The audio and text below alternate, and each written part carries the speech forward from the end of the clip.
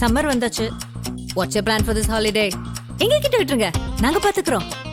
VGD Holidays. GT Holidays, South India's #1 travel brand. அடகில் இருக்கும் தங்க நகைகளை மீட்டு 10 நிமிடங்களில் பிரைம் கோல்ட் ஹப் மூலம் அதிக விலைக்கு விற்க 7997990028 தொடர்பு கொள்ளவும்.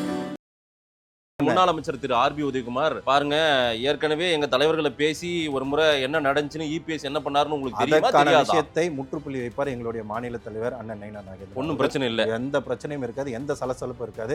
2026 சூரனை வதம் செய்த மாதிரி 2026 திமுக வதம் செய்து இந்த முருகர் மாநாடுக்கு பின் முன் அண்ணாமலை என்ன சொன்ன மாதிரி இனிமேல் வர காலங்கள் மிகப்பெரிய பிரச்சாரம். இவங்க பண்ண விட்டதை எல்லாத்தையும் பிரச்சாரம் பண்ணி அதை உடைத்து பாரத பிரதமர் என்னென்ன பண்ணாரு, நாட்டு மக்கள் பண்ணாரு, எடுத்து தான் சொல்ல போறோம். அதுக்கான வேலைகளை தொடங்க போறோம். இந்த ஆட்சி கண்டிப்பாக 2026 அதிமுக பாரதிய ஜனதா கட்சி NDA ஆட்சி நடக்கும். திமுக தனித்து நிக்க தயாரா, நாங்க தனித்து நிக்கிறோம். எந்த ஒரு கூட்டணி இல்லாம திமுக கூட சேர ஆள் இல்ல சார், அதுக்காக அதெல்லாம் கிடையாது. யார் சொன்னா? 2009 அவங்க எல்லாமே எதிர்பார்த்தது பாரதிய ஜனதா கட்சி ஆட்சி வர வேண்டும் என்று. அன்னைக்கு வந்து ஆட்சி அமைச்சிருந்தோம்னா என் இனம் தமிழ் மக்கள் இவங்க சொல்றாங்களே, பாரதிய ஜனதா கட்சி இன்னைக்கு தமிழ் மக்களுக்கு இன்னைக்கு போய் பாருங்க, தமிழ் மக்களுக்கோசரம் 10,000 வீடு கட்டி கொடுத்திருக்காரு பாரத பிரதமர். எந்த ஆட்சியும் கொடுக்கல, எந்த காங்கிரஸ் இவ்வளவு நாள் ஆண்டது கொடுக்கல. இன்னைக்கு பிஜேபி தான் கொடுத்திருக்கு.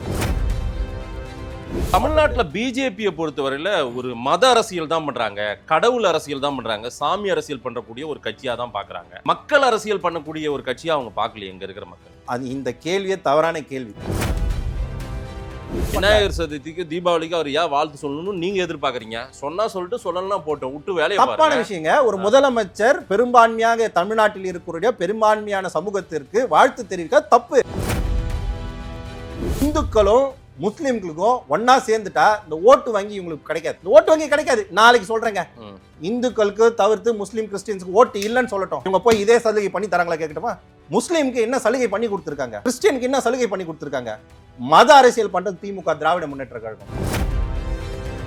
தெப்ப குளங்கள் எவ்வளவு உருவாயிருக்குது. ஒரே விஷயங்க, முருகர் கோயில்கள் எவ்வளவு குடமுழுக்கு செய்யப்பட்டிருக்கிறது. அதே போல திருப்பணிகள் எந்தெந்த கோயிலுக்கு நடந்திருக்கு, எத்தனாயிரம் கோடி செலவு பண்ணிருக்குன்னு ஒரு டேட்டா சொல்றாரு அவரு. சரி, டேட்டா சொல்றாருல்ல. அறநிலைத்துறை சார்பாக எந்தெந்த கோவில்ல எந்தெந்த வருமானம் வருதோ அந்தந்த கோயில தான் செலவு பண்றேன்னு வெள்ள அறிக்கை தயாரா? இதெல்லாம் உங்களுக்கு எதுக்கு? ஆமாங்க, உங்களுக்கு எதுக்கு? அதெல்லாம் அறநிலைத்துறை அரசியல் பண்றீங்க. அறநிலைத்துறை பண்ணாதனால தான் நாங்க கேக்குறோம். திருச்செந்தூர்ல மயக்கடிச்சு விழுந்துட்டாங்க, நான் செத்தா போயிட்டாங்க. கோவில்னா அப்படிதான் இருந்து கேட்டவர் அவரு அண்ணன் சேகர்பாபு அண்ணன் அவருக்கு. திருப்பதி போய் பாரு, 3 மணி நேரம் நிற்கிறார். திருப்பதியில போய் பாருங்க, 3 மணி நேரம் நின்னாலும் ஷெல்டர் போட்டு ரூம்குள்ள உட்கார வச்சிருக்கான், ஏசி போட்டிருக்காங்க. பக்தர்களுக்கு என்ன தேவையோ அது பயன்பாட்டில் இருக்கு. ஒரு உணவாகட்டும், இதுவாகட்டும், பிரசாதமாகட்டும், எல்லாத்தையும் கொடுத்துட்டு இருக்காங்க. எத்தனை கோயில்ல நெய்வேத்தியம் கொடுக்குறாங்க, எத்தனை கோயில்ல பிரசாதம் கொடுக்குறாங்க. ஊர்லயே அதெல்லாம் நடக்குது. எங்க நடக்குது? நீங்க வாங்க திருச்செந்தூருக்கு போவோம், வாங்க என்ன நடக்குது பார்க்கலாம். எல்லாம் ஜெல்லாகி சரியான பாதையில போகுது. மற்ற கட்சிகள் தான் அதை நினைக்கிறாங்க, இதை எப்படின்னா கல் எடுத்து அடிச்சு இந்த பானையை உடைச்சிடலாம், கூட்டணிக்கு எடுத்துலாம் நினைக்கிறாங்க. அது நடக்கவே நடக்காது. 2026 தேர்தலில் வெற்றி பெறும் கூட்டணியாக தேசிய ஜனநாயக கூட்டணி, அதிமுக மற்றும் பாரதிய ஜனதா கட்சி மற்ற கட்சிகள்லாம் சேர்ந்து ஆட்சி அமைப்பு. அதில் மாற்று கருத்து கிடையாது. அதன் தமிழர்களுக்கு வணக்கம்.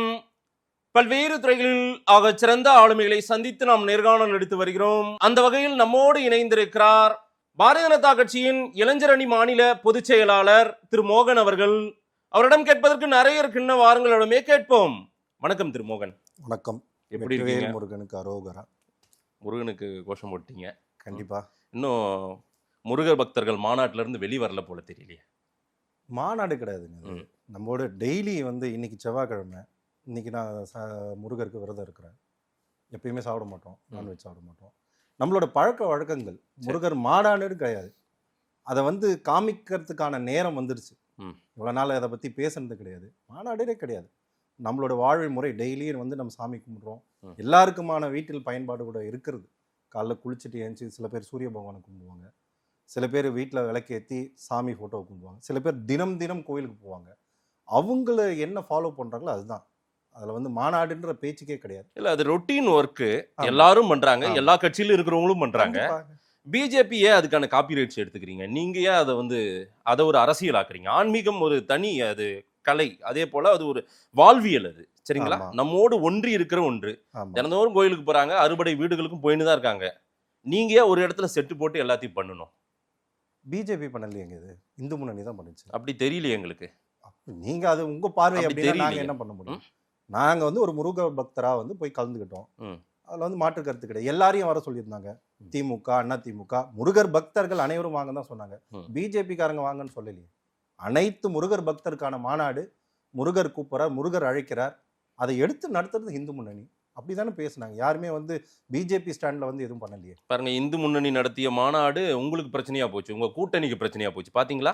என்ன கூட்டணி பிரச்சனையாச்சு? அவங்களுடைய முன்னாள் தலைவர்கள் எல்லாம் வந்து அதுல விமர்சனம் பண்ணியிருந்தாங்க. பெரியார், அண்ணாவை எல்லாம் சுட்டிக்காட்டி. இன்னையோடைய காணொளி கிடையாது அது.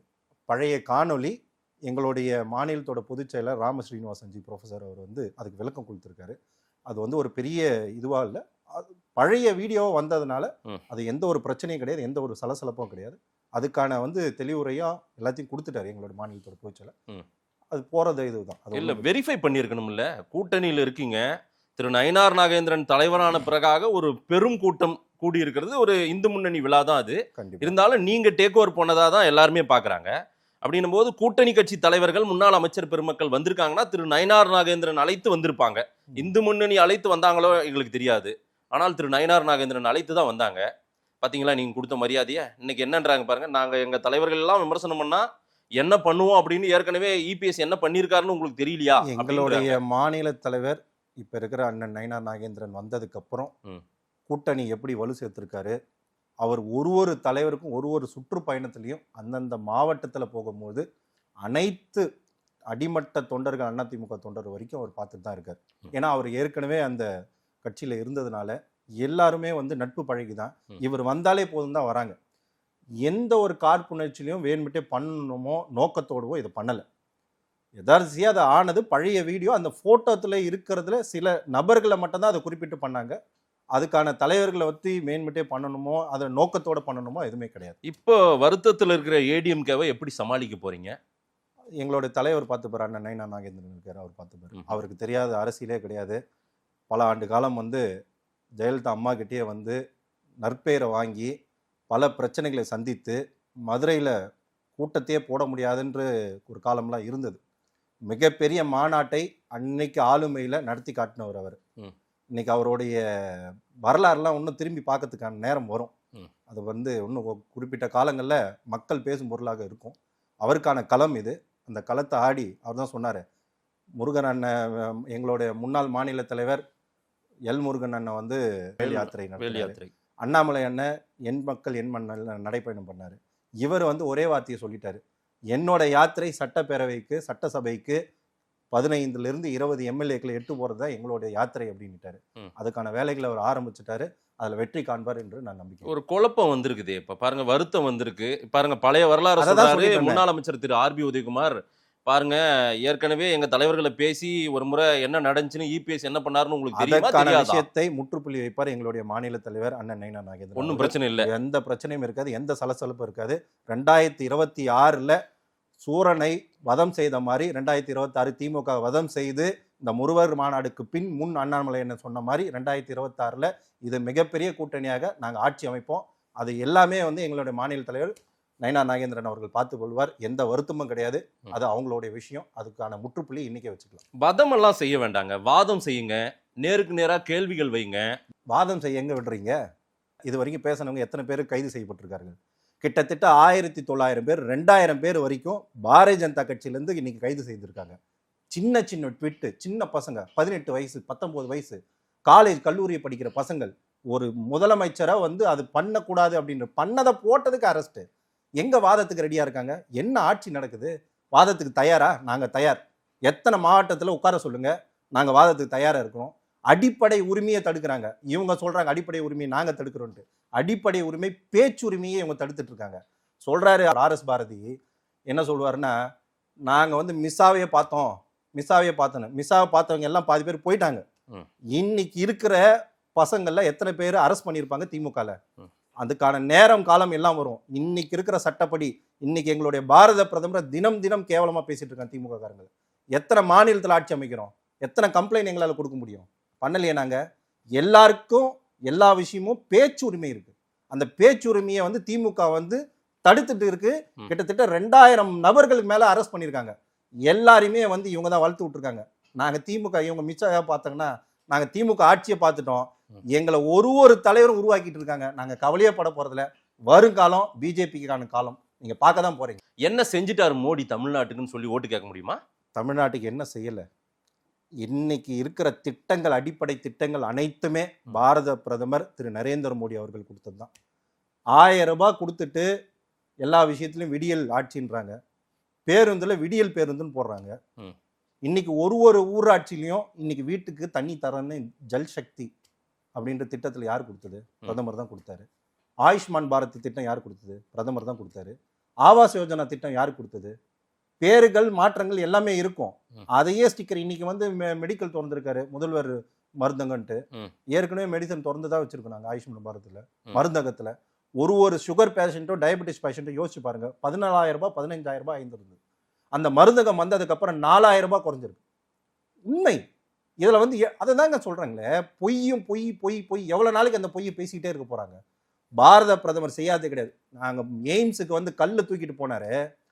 மடிக்கணினி கொடுத்தாருங்களா இன்னி வரைக்கும்? மக்கள் இந்த ஏழை குழந்தைகளுக்கு மடிக்கணினி கொடுத்துருக்காங்களா? 2021 எலெக்ஷனுக்கு வந்தாங்க. அந்த டைமில் சுமை பலம் இந்த கொரோனா காலகட்டத்தில் கொடுக்க முடியலன்னாங்க. இன்னைக்கு வரைக்கும் கொடுத்துருக்காங்களா? நாங்கள் லேப்டாப் எடுத்துகிட்டு சுத்தட்டோமா? இளைஞரணி சார்பாக நாங்கள் சுத்தட்டோமா? இது மாதிரி பண்ணலை அப்படின்ட்டு. எய்ம்ஸ் கல்லு நட்டதோடு சரி அப்படின்னாரு. இவங்க திட்டத்தில் நாங்கள் எடுத்து கொடுத்துருமா? எத்தனை திட்டம் கைவிடப்பட்டது? நீங்க பிரச்சாரம் பண்ணுங்க. நாங்க பண்ணதான் போறோம். இனிமேல் வர காலங்கள் மிகப்பெரிய பிரச்சாரம். இவங்க பண்ண விட்டதை எல்லாத்தையும் பிரச்சாரம் பண்ணி அதை உடைத்து பாரத பிரதமர் என்னென்ன பண்ணாரு, நாட்டு மக்கள் பண்ணாரு எடுத்துதான் சொல்ல போறோம். அதுக்கான வேலைகளை தொடங்க போறோம். இந்த ஆட்சி கண்டிப்பாக 2026 அதிமுக பாரதிய ஜனதா கட்சி NDA ஆட்சி நடக்கும். அதுல மாற்று கருத்து கிடையாது. ஒரு சில திட்டம் பேர் எல்லாம் சொன்னீங்க, அதுவே போய் ரிஜிஸ்டர் ஆகலையாங்க. என்ன அந்த மக்களுக்கு அது என்ன திட்டம்? அதான் ஸ்டிக்கர் ஒட்டிடுறாங்க.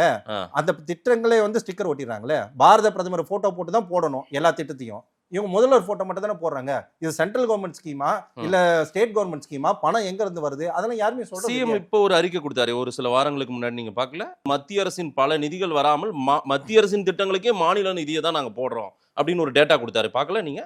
அவங்க டேட்டா கொடுத்ததெல்லாம் பொய்ன்ட்டு நிதியமைச்சர் எத்தனை வாட்டி சொல்லிருக்காங்க. சிஎம் பேசியிருக்காரு. சிஎம் இப்ப பேசுறது இருக்கட்டுங்க. எங்களோட நிதியமைச்சருக்கு இப்ப உட்கார சொல்லுங்க. நாளைக்கு அப்பாயின்மெண்ட் நான் வாங்கி தரேன். எங்களுடைய நிதியமைச்சர் கிட்ட நாளைக்கு நான் அப்பாயின்மெண்ட் வாங்கி தரேன். சிஎம் வர சொல்லுங்க. நேரடி காணொலி நீங்க கூட வாங்க, பாத்துக்கலாம் எவ்வளவு நிதி இருக்குது சொல்லுங்க. வெளிப்படையா பொதுவெளியில அவங்க பாதி விஷயங்க அப்படிதாங்க சொல்றாங்க. உலகளாவிய டெண்டர் சொன்னாங்க மெட்ரோக்கு, ஞாபகம் இருக்குங்களா? 2021 இல்லையா? வேர்ல்டு வைடு நாங்க டெண்டர் கொடுத்தோம் அப்படின்னு. ஒரு 6 மாத காலம் முன்னாடி என்ன புலம்புனாங்க? பணம் தரல, மத்திய அரசு பணி தரல, பணம் தரல, மத்திய அரசு பணம் தரல. ஏன் புலம்புறீங்க? நீங்க தான் உலகளாவிய டெண்டர் வச்சிருக்கீங்க, உங்க பணத்தை எடுத்து போடுறேன்னு சொன்னீங்க. அப்புறம் ஏன் மத்திய அரசு கிட்ட கேக்குறீங்க? மத்திய அரசு பணம் தந்த வாசி தான் நீ மெட்ரோ போகுது. அப்புறம் எப்படி அதுக்கு சும்மா அன்னைக்கு வந்து உடனே ஆட்சி அமைச்ச உடனே நாங்க வந்து தமிழ்நாடுன்னா தனியா போயிட போதா? தமிழ்நாடோட இந்தியாவோட ஒற்றுமையான நாடு தமிழ்நாடு. அதுல ஒரு அங்கம். நம்ம தனித்துல எடுத்துட்டு போக முடியாது. மத்திய அரசாங்கம் அனைத்துக்கான மக்கள். தமிழ்நாட்டுக்கு ஒரு இது, கர்நாடகா ஒரு இது, கேரளாவுக்கு ஒரு இது, மகாராஷ்டிராவுக்கு ஒரு இது பண்ணல. இன்னும் சொல்ல போனா நம்மளுடைய பாரத பிரதமர் 90% வந்து இங்க இருக்கிற மக்களுக்கான விஷயங்களை செஞ்சு கொடுத்துட்டு தான் இருக்காரு. இதையும் தவிர்த்து பாரதத்துல இன்னைக்கு இந்தியாவில் இருக்கிற முதல் பிரதமர், எந்த நாட்டுக்கு போனாலும் தமிழை தூக்கி பிடித்த முதல் பிரதமர் நரேந்திர மோடி அவர்கள். ஆனா தமிழக மக்கள் இன்னமும் கொஞ்சம் மோடிய அந்நியப்பட்டு தானே பாக்குறாங்க. தினம் வந்து மோடி என்ன செஞ்சாரு ஒரு செல்ஃப் ப்ரோபகண்டா வந்து கிரியேட் பண்ணி அவரோட பொய் விஷயத்தால் தான் கட்டமைத்து இது வச்சிருக்காங்க. மக்கள் நம்புறாங்கல்ல. மக்கள் நம்புற மாதிரி ஆன்டி மோடி மைண்ட் செட் இங்க நிறைய இருக்கு. ஆன்டி மோடி மைண்ட் செட் இப்ப கிடையாதுங்க. இன்னைக்கு நாங்க தனித்து நின்று 11% வாக்கு வங்கி 11.5% வாக்கு வங்கி வாங்கியிருக்கோம். எதை வச்சு வாங்கணும்? இதே மோடி ஆட்சி, இதே இதுதான், இதே ஆட்சி தான். கிட்டத்தட்ட 11 ஆண்டு காலம் பார்லிமெண்ட் தேர்தல்னு போட்டாங்க மோகன். நீங்க சட்டமன்ற தேர்தலுக்கு உங்களுக்கு அப்படி போடுவாங்க. 4 எம்எல்ஏ ஜெயிச்சிருக்குமே நாங்க. அது அலைன்ஸோட, கூட்டணியோட. இந்த வாட்டி அலைன்ஸ் இருக்கு. அப்ப திமுக தனித்து நிக்க தயாரா? நாங்க தனித்து நிக்கிறோம். எந்த ஒரு கூட்டணி இல்லாம திமுக கூட சேர ஆள் இல்ல சார். அதுக்காக அதெல்லாம் கிடையாது. யார் சொன்னா அவங்களோட கூட்டணி இல்ல? இன்னைக்கு சொல்றாரு வந்து சேகர் பாபு அவர்கள் இந்த கூட்டணியில இது பேசிட்டாங்க, அதை பேசிட்டாங்கன்னு. வைகோ என்ன பேசினாரு? வீடியோ நான் தரட்டுமா? வைகோ என்ன பேசினாரு? ஸ்டாலின் அவர்களை பத்தி, தலைவர் முதல்வரை பத்தி என்ன பேசினாரு ஐயா? வைகோ அவர்கள் என்ன பேசினாரு? ஐயா ஸ்டாலின் அவர்களுக்கு எதுவுமே தெரியாது அப்படின்லாம் பேசினாரு. இன்னைக்கு கூட்டணியில இருக்கு. ஓமை கூட்டணி தான் அது. திருமாவளவன் அவர்கள் என்ன பேசினாரு? ஈழ தமிழர்களை கொன்று குவித்தது காங்கிரஸ் ஆட்சிங்க. காங்கிரஸ் வந்து ஈழ தமிழர்களை கொன்னு குவித்தாங்க. ஈழ தமிழர்களுக்கோசம் குரல் கொடுத்த திருமாவளவன் நீங்க எதுல இருக்காரு? வந்துட்டாரா வெளியே? கொள்கை அந்த கொள்கை தானே பேசிட்டாங்களா? பட் அதை விட பெரிய ஆபத்து பிஜேபின்றாங்க அவங்க. ஒண்ணுமே கிடையாது. பிஜேபி நான் வந்து முள்ளிவாய்க்கால் வரையும் நான் வந்து டிராவல் பண்ணியிருக்கேன். அந்த மக்களோட பேசியிருக்கேன். 2009 அவங்க எல்லாமே எதிர்பார்த்தது பாரதிய ஜனதா கட்சி ஆட்சி வர வேண்டும் என்று. அன்னைக்கு வந்து ஆட்சி அமைச்சிருந்தோம்னா என் இனம் தமிழ் மக்கள் இவங்க சொல்றாங்களே, பாரதிய ஜனதா கட்சி இன்னைக்கு தமிழ் மக்களுக்கு இன்னைக்கு போய் பாருங்க, தமிழ் மக்களுக்கோசரம் 10,000 வீடு கட்டி கொடுத்திருக்காரு பாரத பிரதமர். எந்த ஆட்சியும் கொடுக்கல. எந்த காங்கிரஸ் இவ்வளவு நாள் ஆண்டது கொடுக்கல. இன்னைக்கு பிஜேபி தான் கொடுத்திருக்கு. மோடி கொடுத்திருக்காரு. இந்த தமிழ் மக்கள் நல்லா இருக்கணும் அப்படின்ட்டு அவங்கள போய் கேளுங்க. அவங்க தினம் என்ன கஷ்டப்பட்டுட்டு இருக்காங்க. ஒரு இனப்படுகொலை நடந்ததா ஒரு பொது வாக்கெடுப்பு எடுக்கணும்ன்றாங்க. நடத்தி முடிச்சிருங்களா? நீங்க நடத்தலாம், தயார். மோடி அதை செய்ய சொல்லுங்க. கண்டிப்பா நாங்க சொல்றோம். குடியுரிமை கொடுக்க சொல்லுங்க. அது எல்லாம் செய்ய சொல்லுங்க. எல்லா விஷயம் கச்சத்தீவை கொடுக்க சொல்லுங்க. மோடி கிட்ட வாங்கி கொடுக்க சொல்லுங்க. கச்சத்தீவை பத்தி ஏற்கனவே அதான பேச்சுவார்த்தை நடந்துட்டு தான் இருக்கு. அண்ணாமலை ஏற்கனவே பல விஷயங்களை சொன்னாரு. அதுக்கான விஷயங்கள் நடந்துட்டு தான் இருக்கு. சரி, பேச்சுவார்த்தை நடந்ததா இருக்கு. ஒரு பக்கத்து மாநிலம் கிடையாதுங்க. அடுத்த நாடு அது. அந்த நாட்டோட விஷயத்துக்கு இப்ப ஆட்சி மாற்றம் இருக்கு. அங்க ஆட்சி மாறி இருக்கு. அவங்களே ஒரு நாடு வந்து இப்ப ரொம்ப பிரச்சனைகள் உங்களுக்கே தெரியும். ஸ்ரீலங்கால என்ன நடந்ததுன்னு அதெல்லாம் இப்பதான் செட்டில் ஆயிருக்காங்க. அதுக்கான பேச்சுவார்த்தை நடத்த போறோம். ஆல்ரெடி எங்களுடைய ஜெய்சங்கர்ஜியை பேசியிருக்காரு மினிஸ்டர். அதை பத்தி நான் பேச்சுவார்த்தை நடந்திருக்கு. அண்ணாமலை என்ன ஏற்கனவே பேசியிருக்காரு. அவர்கிட்ட பாரத பிரதமர் கிட்ட பேசியிருக்காரு. அமித்ஷா கிட்ட பேசியிருக்காரு.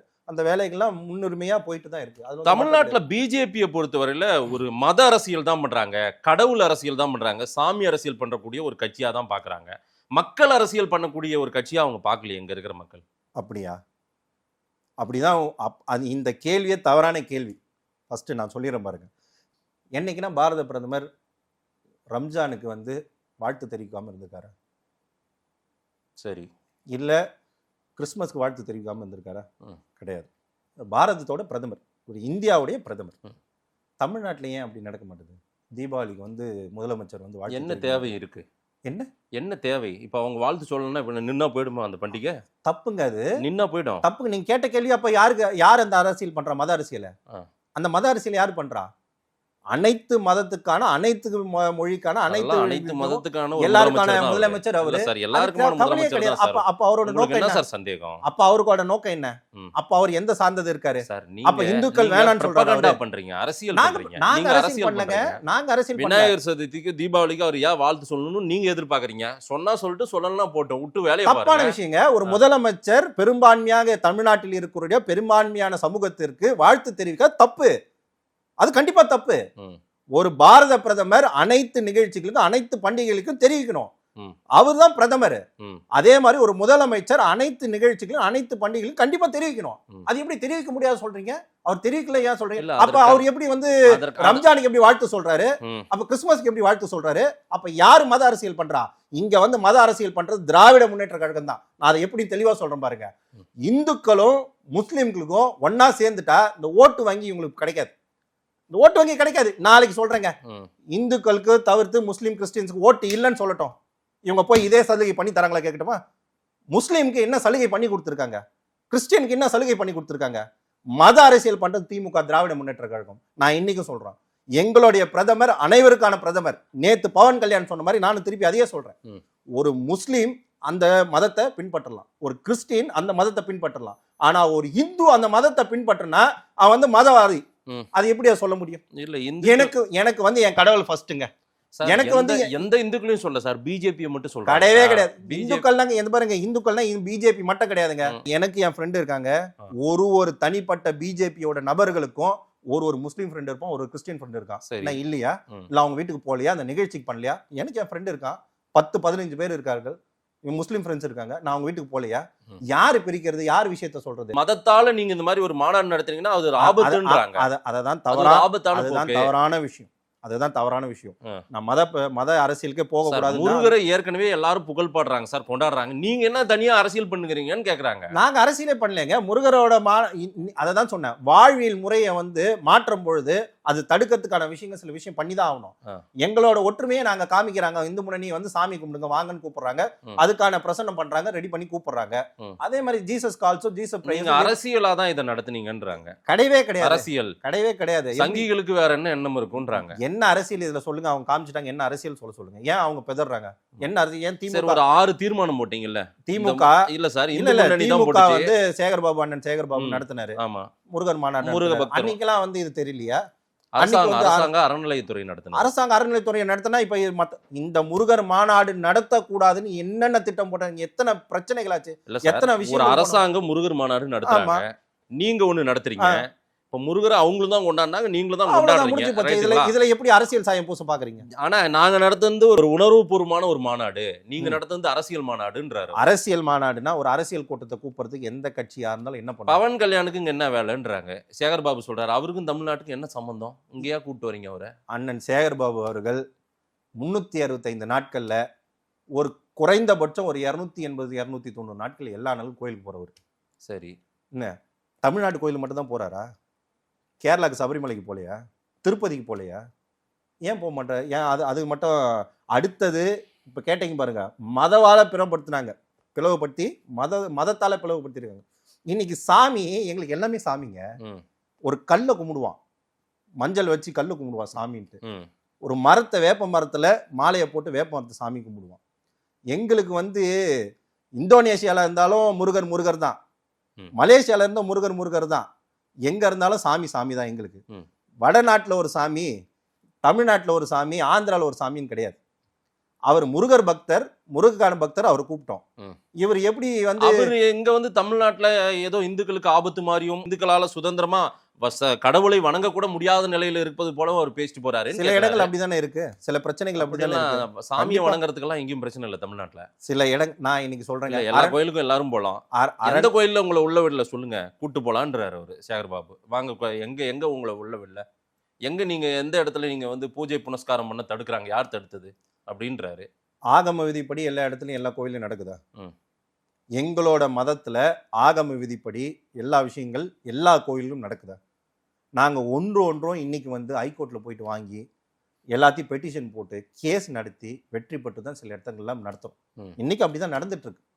அதே மாதிரி பார்த்தீங்கன்னா இன்னைக்கு வந்து கோவில்களுக்குன்ட்டு ஆகம விதிப்படி கும்பாபிஷேகம் நடக்குது. இது யாரும் கிரெடிட் எடுத்துக்க வேண்டிய அவசியமே கிடையாது.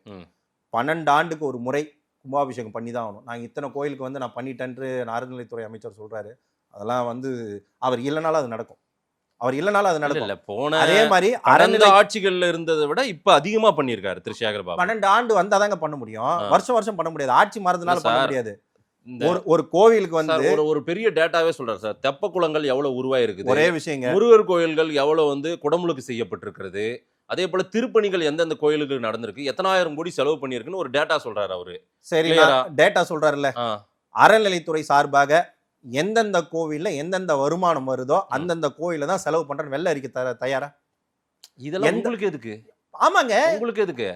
அதெல்லாம் அறநிலைத்துறை அரசியல் பண்றீங்க. அறநிலைத்துறை பண்ணாதனால தான் நாங்க கேக்குறோம். அறநிலைத்துறைக்கு வந்து சொத்து வந்து அறநிலைத்துறை வந்து அரசாங்கம் கொடுக்கல, என் பாட்ட முப்பாட்ட அந்த கோவிலுக்கு கொடுத்தான். அந்த கோவிலுக்கு ஏன் கொடுத்தான் சார்? கோவிலுக்கு ஏன் கோவிலுக்கு கொடுத்தான்? அந்த பூஜை பண்றதுக்கும் அதுதான் சார் பண்றாங்க, அதுக்கு தான் செலவு பண்றாங்க, அதுதான் நடக்குது. அதுக்கு தான் செலவு. அந்த உண்மையே இல்லையே, அந்த உண்மை தன்மையே இல்லையே. இன்னைக்கு அந்த பணத்தை வந்து எடுத்து ஆட்சியாளர்கள் இனி பயன்படுத்துறாங்க. அது வெள்ளை அறிக்கை கொடுக்க சொல்லுங்க.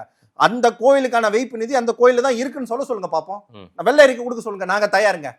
எந்த கோவிலும் எந்த சொத்து இன்னைக்கு இருக்கு, பார்த்தசாரதி கோயில் இங்க இருக்கு, அந்த கோயிலை சுற்றி உள்ள நிலங்கள் அனைத்தும் வந்து பாதுகாக்கப்பட்டு உள்ளதா? அனைத்துக்கும் வரி வசூல் கரெக்டா பண்றாங்களா? இன்னைக்கு அங்க ஒரு ஸ்கொயர் ஃபீட் என்ன ரேட் இன்னைக்கு ட்ரிபிளிகேன்ல அந்த வரி தான் வாங்குறாங்களா?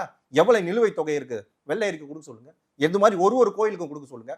திருச்செந்தூர்ல மயக்கடிச்சு விழுந்துட்டாங்க, நான் செத்தா போயிட்டாங்க, கோவில்னா அப்படிதான் கேட்டவர் அவரு அண்ணன் சேகர்பாபு அண்ணன் அவருக்கு. திருப்பதி போய் பாரு, 3 மணி நேரம் நிற்கிறார். திருப்பதியில போய் பாருங்க, 3 மணி நேரம் நின்னாலும் ஷெல்டர் போட்டு ரூம்குள்ள உட்கார வச்சிருக்கான், ஏசி போட்டிருக்காங்க. பக்தர்களுக்கு என்ன தேவையோ அது பயன்பாட்டில் இருக்கு. ஒரு உணவாகட்டும், இதுவாகட்டும், பிரசாதமாகட்டும், எல்லாத்தையும் கொடுத்துட்டு இருக்காங்க. எத்தனை கோயில்ல நெய்வேத்தியம் கொடுக்குறாங்க, எத்தனை கோயில்ல பிரசாதம் கொடுக்குறாங்க. நம்ம ஊர்லயே அதெல்லாம் நடக்குது. எங்க நடக்குது? நீங்க வாங்க திருச்செந்தூருக்கு போவோம், வாங்க என்ன நடக்குது பார்க்கலாம். எந்த கோயில்ல நடக்குது பார்க்கலாம், வாங்க பழனியில வாங்க போய் பார்ப்போம். அதெல்லாம் சும்மாங்க பேசுறதெல்லாம் பேசுனேன். நான் எங்களை ஒரு ஆளு போடுங்க, அனைத்து கட்சியில வந்து ஒரு ஆளை போடுங்க. இன்னைக்கு வந்து ஒரு அறநிலைத்துறையில வந்து அவங்களோட கட்சி சார்ந்த அரங்காவலரா போடுறாங்க. அது எந்த விதத்துல நியாயம்? பல ஆண்டு காலமா அந்த ஊர் மக்களுக்கு தெரியுங்க கோயிலை எப்படி காப்பாற்றணும், எந்த நாள்ல எந்த நிகழ்ச்சி நடத்தணும், என்னைக்கு எந்த பூஜை பண்ணணும், அப்படிதாங்க கோயில் வந்தது. அரசாங்கத்துக்கு அதெல்லாம் சும்மா கதைங்க. நாங்க இன்னைக்கு வந்து ப்ரூவ் பண்றதுக்கு ரெடின்றமே. அந்த கோவில் நிர்வாகம், அந்த கோயில் இருக்கிற பணம் அந்த கோயிலுக்கு மட்டும் தான் பயன்பாட்டுக்கு இருக்குன்னு சொல்ல ஒரு 6 தீர்மானம் போட்டிருக்குல்ல, என்ன 6 தீர்மானங்கள் இந்த முருகர் மாநாட்டுல. சரி, அதுல வந்து என்ன, கோவிலை விட்டு அறநிலையத்துறை வெளியேற வேண்டும். ஆமா, கண்டிப்பா நான் தானே சொல்றேன், கண்டிப்பா வெளியேறணுங்க. அந்தந்த நான் தான் திருப்பி சொல்லிட்டேன் பாருங்க. இன்னைக்கு வடபழனி கோவிலுக்கு எந்த அரசாங்கம் நிலம் கொடுத்ததா? அந்த பகுதியில் இருந்த வாழ்ந்த மக்கள், அந்த பகுதியில் இருந்த ஜமீன்தார்கள், அந்த பகுதியில் இருந்த நல்ல ஆன்மீகவாதிகள், அவங்க தான் அந்த சொத்தை கொடுத்தாங்க. எதுக்கு கொடுத்தாங்க? இதெல்லாம் வரலாறு சார், அதெல்லாம் செஞ்சுட்டாங்க சார். ஆமா, வரலாறுங்க. அதாவது கோவிலை விட்டு அறநிலையத்துறை வெளியேறுனா பிஜேபி போய் உள்ள வந்து உட்காந்துக்கிட்டு பாரத் மாதா கி ஜெய் போடுவீங்க நீங்க. பிஜேபி ஒண்ணும் காரணம் தேவையில்லை, பிஜேபி தேவையே கிடையாதுங்க. அந்த கோவிலை யாரு கட்டி காப்பாத்துறாங்களோ அந்த அறங்காவலர் கிட்ட இருக்கு சார். இன்னைக்கு வகுப்பு போர்டு யாருக்கிட்ட இருக்கு? வக்ஃப் போர்டு வந்து முஸ்லிம்ஸ் கிட்ட தான் இருக்குது. சரி, கிறிஸ்டியன்ஸுக்கான சொத்துக்கள் எல்லாமே யாருக்கிட்ட இருக்கு? சர்ச் சம்பந்தப்பட்டவங்களுக்கு. அறநிலையத்துறை மட்டும் ஏன் இந்துவோட மக்களுக்கு மட்டும் கவர்மெண்ட் வச்சுக்குது? இதுதான் பிரச்சனை உங்களுக்கு. இதுதான் பிரச்சனை. பிரச்சனை கிடையாதுங்க. நாங்க அததான் நான் சொன்னேன். நான் ஏன் கோயிலோட உரிமை நான் கேட்கிறேன். நான் எப்படி மதவாதியா சார்? இது வரைக்கும் இந்த நடைமுறை தான் சார் இருக்கு. திடீர்னு எனக்கு நீ வந்து இந்த இதெல்லாம் எழுதி கொடு, இதெல்லாம் என் கண்ட்ரோல்ல விடு. எத்தனை ஆண்டு காலம் முன்னாடி இந்து அறநிலையத்துறை வந்தது? எத்தனை ஆண்டு காலம் முன்னாடி கோவில்கள் வந்தது? எத்தனை ஆண்டு காலம் முன்னாடி கோவிலோட நிர்வாகம் வந்தது? எத்தனை ஆண்டு காலம் முன்னாடி இந்த விஷயங்கள்லாம் வந்து சொல்லுங்க பாப்போம். எல்லாம் இடைப்பட்டல வந்தது தானே. சுதந்திரம் பெற்று எத்தனை வருஷம் ஆகுது நம்ம? சரி சார், அறநிலைத்துறை கோவில்கள் ஒரு கோவில்களும் 1000 ஆண்டு காலம் 2000 ஆண்டு காலம். முருகரை வழிபட போனீங்களா, உட்காந்து அரசியல் பேச போனீங்களான்னு தெரியல. எங்க முருகரை வழிபட போனோம்? இல்ல 6 தீர்மானத்துல இது ஒண்ணு, அறநிலையத்துறை வந்து கோவிலை விட்டு வெளியேறணும். நான் சொன்ன இன்னொரு நான் கேட்ட கேள்விக்கு நீங்க பதில் சொல்லுங்க. நான் அதை தான் சொல்றேன், நான் கேட்ட கேள்விக்கு நீங்க பதில் சொல்லுங்க. மக்கள் கிட்ட விடுவோம் சார். மக்கள் வந்து அறநிலையத்துறை எப்படி கோயிலை பாத்துக்குது, இல்லனா வெளியேறுன்னு சொன்னா யார் பாத்துக்குறாங்க? மக்களுக்கு எல்லாருமே தெரிந்துதாங்க சொல்றாங்க. மக்களுக்கு எல்லாம் தெரிந்துதான் சொல்றாங்க. ஒரு கோயிலுக்கும் கும்பாபிஷேகம் சொல்றாங்களே, கும்பாபிஷேகத்துக்கு பணம் தர மாட்டாங்க. இல்ல சார், கும்பாபிஷேகத்துக்கு பணம் தர மாட்டாங்க. எந்த ஸ்டேட்ல போட்டு எடுப்போம்? எந்த ஸ்டேட்ல எதுவுமே டோக்கன் போடாம சிஸ்டம் இல்லாம கியூல நிக்காம போய் சாமியை பார்த்துட்டு வராங்க? எல்லா கோயிலும் இருக்குங்க. அதுதான் தமிழ்நாட்டிலயும் நடக்குது. அதான் தமிழ்நாட்டுல நடக்குது. எல்லா கோயிலும் இருக்கு. நாங்க உங்களை வேணாம்னு சொல்லி நடைமுறைப்படுத்துங்க, வழிவகைப்படுத்துங்க. திருப்பதியில போன காலையில 6 மணில இருந்து 7 மணி வரைக்கும் தான் விஐபி. பாரத பிரதமர் போனாலும் அவருக்கு டிக்கெட், பாரத பிரதமர் போனாலும் டிக்கெட். அது எப்படி இதெல்லாம் வந்து நம்புற மாதிரியா இருக்கு? நான் வந்து உங்க ப்ரூஃப் எடுத்து கொடுக்குறேன். பாரத பிரதமர் என்னைக்கு போனாலும் அவர் பேர்ல டிக்கெட் போடலன்னா நான் கேட்கறேன். ஒரு டிக்கெட் நான் ஃபார்வர்ட் பண்ணி எடுத்து கொடுக்க சொல்றேன். யாரு போனாலும் அதுதான். உங்களுக்கு விஐபி அப்படிதான். அப்படிலாம் ஒண்ணுமே கிடையாது. நேரம் காலம் எதுவுமே கிடையாது. இங்க நேரம் காலம் எதுவுமே கிடையாது. நான் சொல்றேன், நடைமுறைப்படுத்துங்க. திருச்செந்தூர் கோயிலுக்கு போறியா, ஸ்ரீரங்கம் கோயிலுக்கு போறியா, இல்ல இதுக்கு போறியா, சமயபுரம் அம்மன் கோயிலுக்கு போறியா, இல்ல பழனிக்கு போறியா, காலையில இத்தனை மணிக்கு இத்தனை இது சிபாரிசு லெட்டர், இத்தனை மணிக்கு இவ்வளவுதான், அதோட போகாது. சரி, பப்ளிக்கு எத்தனை வந்து நடைமுறைப்படுத்து. பப்ளிக்கு தேவை என்னவோ, தண்ணி கொடு, அவங்களுக்கான உணவு கொடு, அவங்களுக்கான பிரசாதம் கொடு. அதுதாங்க கோயிலுக்கு. அந்த பணத்தோட கோவில் அந்த கோயிலுக்கு மட்டும் தான். கோயிலை விட்டு வெளியே வந்து அரசியல் பண்ணுங்க சார். மக்கள் பிரச்சனை கேளுங்க, மக்களுக்கான அரசியல் பண்ணுங்க. இது ஒரு இந்த நீங்க கேட்ட கேள்விக்கு நான் பதில் சொல்றேன். 4 தீர்மானம் பண்ணீங்க. அந்த 4 தீர்மானம் 6 தீர்மானத்துல இது ஒரு தீர்மானம். அதுக்கான பதில் தானே இது. இன்னொரு தீர்மானம், சிந்தூர் அட்டாக் விஷயத்துல பிரதமர் மோடிக்கு நன்றி சொல்லி ஒரு தீர்மானம். முருக பக்தர்கள் மாநாட்டுக்கு சிந்தூர் அட்டாக்கு என்ன சம்பந்தம் இருக்குது? நாட்டை காப்பாத்தி இருக்காருங்க. நாட்டு மக்கள், அதான் சொன்ன, நாட்டு மக்களை நீ எந்த மதம் சொல்லி சுட்டா இருக்காங்க, அந்த சுட்ட மக்களுக்கு மோடி கிட்ட போய் சொல்லுன்னு சொல்லியிருக்கா. அதுக்கு பதில் தர வேண்டிய நடவடிக்கையாக இந்திய மக்களை காப்பாற்றுவதற்காக படை எடுத்து அடிச்சு நொறுக்கி இருக்காரு. எந்த பிரதமரும் இல்ல. இவ்வளவு பெரிய மக்கள் வந்து நன்றி தெரிவிக்க தப்பு கிடையாது. ரொம்ப முக்கியமான ஒரு கேள்வி. திரு நயினார் நாகேந்திரன் புதிய தலைவர், அண்ணாமலை முன்னாள் தலைவர், எப்படி இருக்கு 2 பேருக்குமான ரேப்போ? ஏதோ முட்டல் முனங்கள் இருக்கு, அவங்க 2 பேருக்குள்ள பிரச்சனை இருக்கு, ஒட்டல் இன்னும் ஜெல் ஆகல 2 பேரும். அப்படி அதாவது அண்ணாமலை அண்ணன் தெளிவாக அண்ணன் நயினார் நாகேந்திரன் அவர்கள் விட்டு கொடுத்துருக்காங்க. எல்லா விஷயங்களும் இன்னைக்கு செஞ்சிருக்காங்க. 2 பேருமே அதுக்கான வேலைகளை பண்ணிட்டு தான் இருக்காங்க. அதுக்கான விஷயங்களை பேசிட்டு தான் இருக்காங்க. எந்த ஒரு சலசலப்புக்கும் எந்த ஒரு விஷயமும் கிடையாது. 2 பேருமே சுமூகமா அடுத்தடுத்த கட்டத்துக்கு என்ன பண்ணணுன்றதுக்கான வேலைகளை நடத்தி கொண்டு தான் இருக்கு. பிரசன்ஸ் கம்மியா இருக்கு திரு அண்ணாமலை பிரசன்ஸ். நயினார் நாகேந்திரன் அவர்கள் சுற்றி எல்லாரையும் சந்திக்கிறாரு. அதிமுக கூட்டணி தலைவர்கள், முன்னாள் அமைச்சர் பெருமக்களை எல்லாம் சந்திக்கிறாரு. ஆனா திரு அண்ணாமலை பிரசன்ஸ் ரொம்ப கம்மியா இருக்கு. தலைவருங்க அவரு, தலைவர் இதுக்கு முன்னாடி அண்ணன் நயனா நாகேந்திரன் என்ன பண்ணியிருந்தாரு? ஒரு எதிர்கட்சிய தலைவராக இருந்தாரு, சட்டசபை எதிர்கட்சி கூட்டு தலைவராக இருந்தாரு, ஒரு எம்எல்ஏ. முன்னாடி அவர் இங்கதான் இருந்தாரு. அப்பக்கான ஸ்பேஸ் யாருக்கு இருந்தது? அண்ணாமலைக்கான ஸ்பேஸ் தான். தலைவர் யார் தலைவரோ அவங்க தான் சுற்றுப்பயணம் பண்ண முடியும். சரி, அந்த விஷயங்களை இப்ப அண்ணன் நயனா நாகேந்திரன் அவர்கள் இல்ல 2 பேரும் சேர்ந்து ஒரு பயணத்தை நம்ம அதிகமா பார்க்க முடியல. நயனார் நாகேந்திரனும் இல்லங்க, தலைவர் வேலை தலைவர் தாங்க செய்ய முடியும். ஸ்டாலின் வந்து செய்யற வேலையை வந்து துரைமுருகன் எல்லா இடத்துலயும் போயிட்டு சுற்றுப்பயணம் பண்ண முடியுமா? கிடையாது. முதலமைச்சருக்கான வேலையை முதலமைச்சர் செய்யணும். சரி, இல்ல அண்ணன் உதயநிதி போயிட்டு வந்து எல்லாத்தையும் மீட்டிங்ல நடத்தலாம். மத்தவங்க யாரும் பண்ண முடியுமா? துணை முதல்வர்ன்ற பட்ல. அது மாதிரி மாநிலத்தோட தலைவர் அண்ணன் நயனா நாகேந்திரன் அவருக்கான வேலைகளை சுற்றுப்பயணமாகட்டும், மீட்டிங் ஆகட்டும், இதுவாகட்டும் அவர் தலைமையில் தான் நடக்குது. சரி, அதுக்கான வேலையை அவர் பண்ணிட்டு இருக்காரு. நேற்று மற்ற நிகழ்ச்சிங்க எல்லாத்தையும் கலந்து கொண்டு தான் இருக்காரு. ஆபரேஷன் சிந்தூர் எல்லா இடத்துலையும் நடந்தது. அந்த இடத்துல தேசிய கொடி ஏற்றி அண்ணாமலை வந்தாரு, நயனா நாகேந்திரன் வந்தாரு. திருப்பூர் ஆகட்டும், கிருஷ்ணகிரி ஆகட்டும், பல மாவட்டத்து கோயம்புத்தூர் ஆகட்டும், எல்லாத்தையுமே 2 பேரும் தான் இருந்தாங்க. எந்த விஷயங்களை கலந்துக்கணுமோ அந்த விஷயத்துல கலந்துருக்காரு. அதுதானே கண்டி அவர் வரல. அவர் அந்த மாதிரி விஷயம்ன்ற ஒண்ணுமே கிடையாது. அதை தாங்க திருப்பி சொல்றோம்.